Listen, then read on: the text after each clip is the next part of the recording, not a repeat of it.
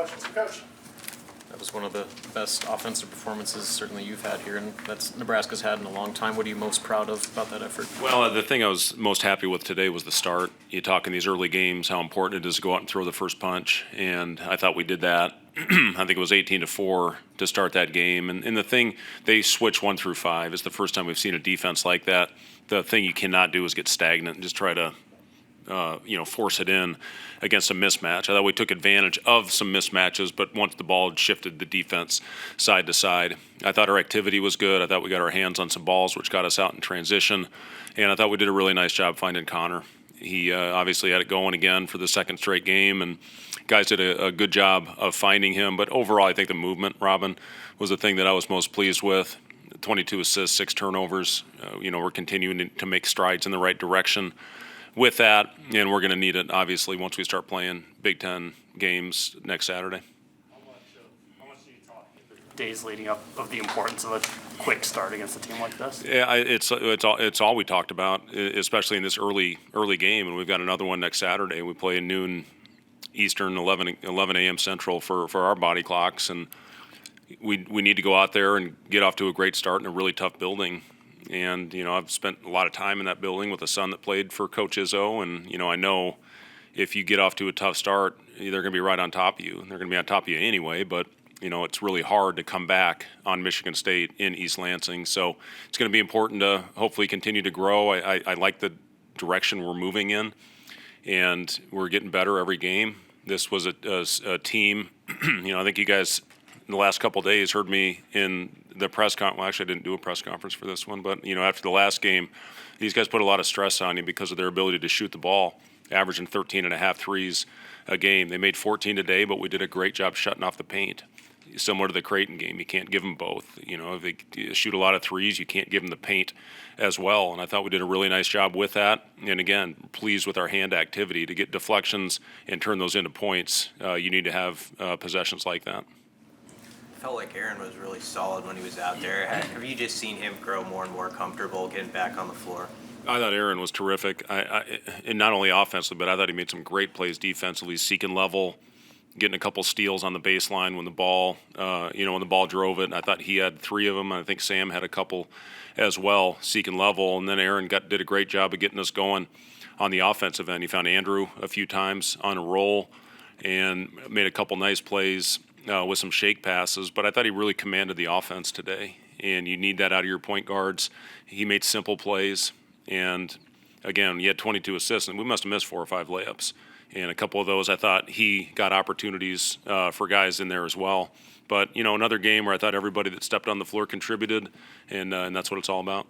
How much more comfortable do the guys seem collectively playing with each other within the offense? You mentioned the 22-6 assist to turnover. Yeah, it's again, we were careless early, and that showed with not only the turnovers but the unforced turnover rate that we had the first probably three games of the season. And then we had a couple solid ones, and then we took a step back. Now we have to keep taking steps in the right direction. We can't give away possessions when you play teams like Michigan State and Indiana, which are the next 2.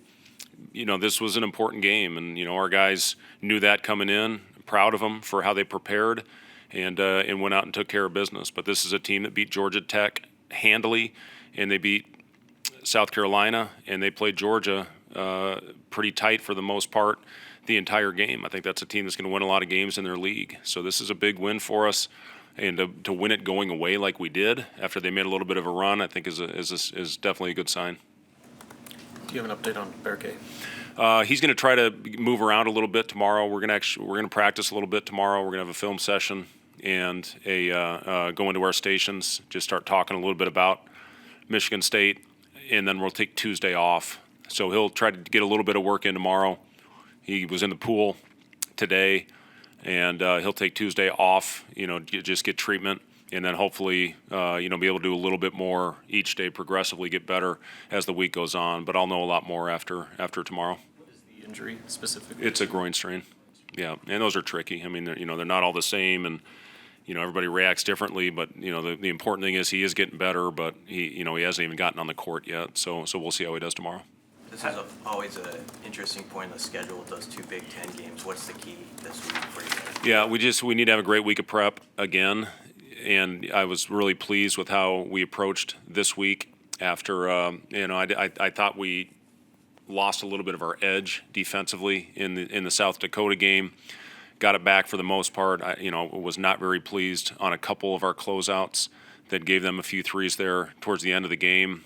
Just consistency.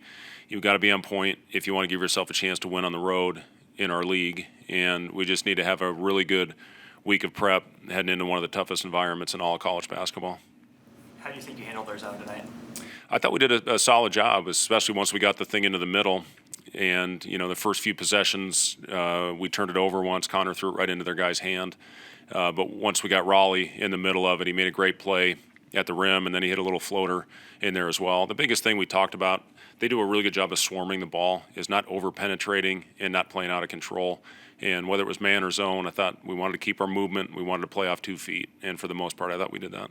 Kale's played pretty well now, and it's time making just little plays to help you win, moving the ball, making the extra pass.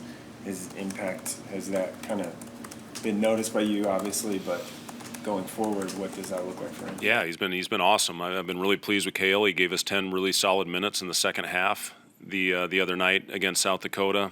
And the thing about Kale, he's always in the right spot. He's going to follow the game plan. He's going to make safe plays, and he's going to defend his ass off every possession. It's nice to have that off your bench, and he's got some size. When we went small today, we had he and Jawan out there playing the 4 and the 5, and Kale played the 5 offensively because he knows every spot on the floor. It's a tremendous luxury to have somebody like that in your program that's all about the right things. Never has complained, not one time, not for 1 second. Continues to go out there and play his role to perfection. And we're going to need Kale as the year continues on. And I'm proud of him. I'm proud for the strides he's made and for the development that he has shown in the year and a half that he's been here. Thanks, guys.